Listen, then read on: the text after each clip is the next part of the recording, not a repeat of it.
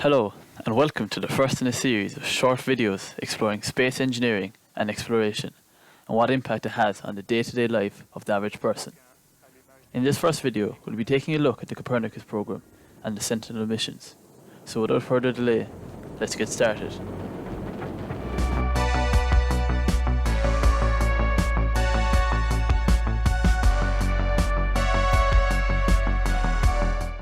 Are you a farmer who needs accurate data about your land?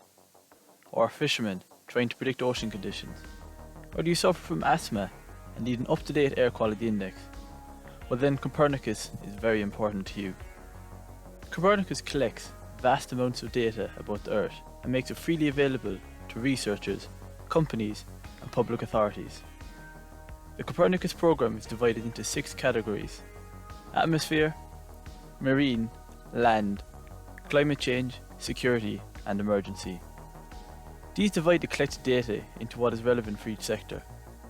For example, Copernicus Emergency can provide up-to-date maps and imagery of a natural disaster as it unfolds. Copernicus Marine provides trends and forecasts of ocean conditions based on years of collected data.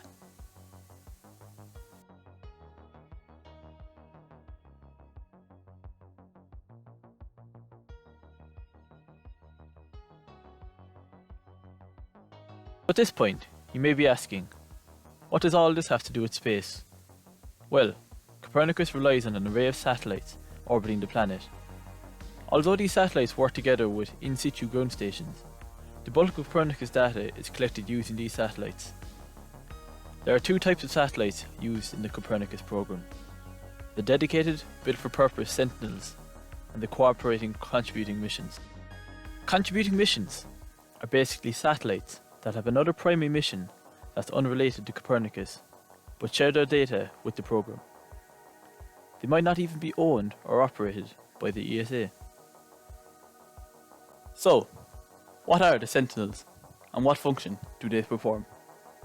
There are 7 different Sentinel missions, with each of the 7 satellites currently in orbit falling into these missions: Sentinel-1, Sentinel-2, Sentinel-3, Sentinel-4, Sentinel-5P or 5 Precursor, Sentinel-5, and the most recently launched mission, Sentinel-6.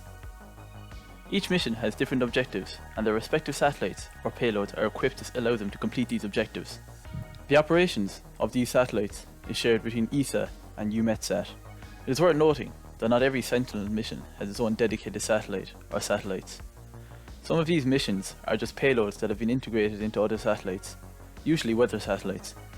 The Sentinel-1 mission is comprised of 2 polar orbiting satellites that utilize radar technology to provide constant imagery of Earth that won't be reliant on sunlight or clear weather.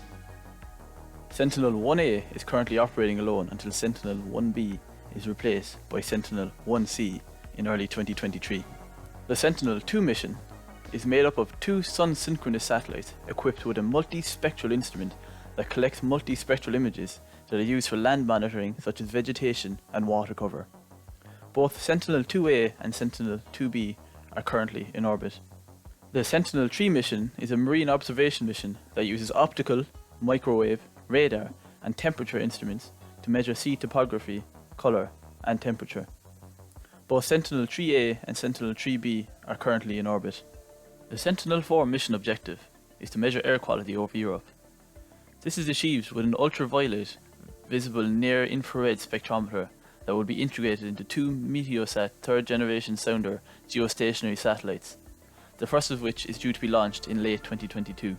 The Sentinel-5P or 5 Precursor mission is a dedicated atmospheric monitoring mission. This mission was designed to bridge the gap in atmospheric data between Sentinel-4 and Sentinel-5 beginning their operations. The single satellite has been in orbit since 2017 and carries a tropospheric monitoring instrument. The Sentinel-5 mission is also an atmospheric monitoring mission and will consist of a payload integrated into the METOP 2nd generation satellites. It will use an ultraviolet to shortwave infrared spectrometer to measure air quality, ozone and UV radiation. Launch of the METOP SG-A1 is not planned until 2024. The Sentinel-6 mission is an oceanography mission that monitors sea levels with a radar altimeter. This satellite was a collaboration between the European Commission, ESA, EUMETSAT, NASA and NOAA. This is the newest mission and was launched in late 2020.